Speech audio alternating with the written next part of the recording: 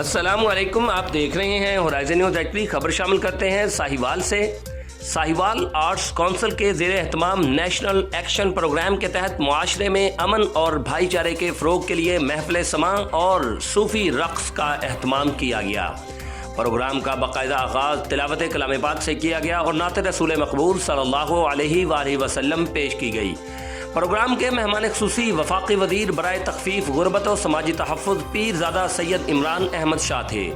इस मौका पर उन्होंने गुफ्तगू करते हुए कहा कि वज़ीर आला मरियम नवाज़ साहिबा के अहकामात की रोशनी में साहिवाल में ज़ोर शोर से तरक्याती मनसूबों पर काम जारी है। आज के प्रोग्राम का मकसद साहिवाल में अमन व अमान और भाईचारे को फ़रोग देना है।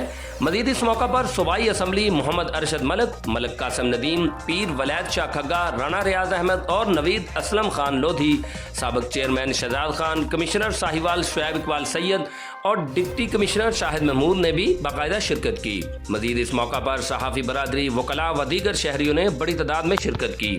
Report Rauf Shahzad Jat, divisional bureau chief Sahiwal, Horizon News HD, Pakistan.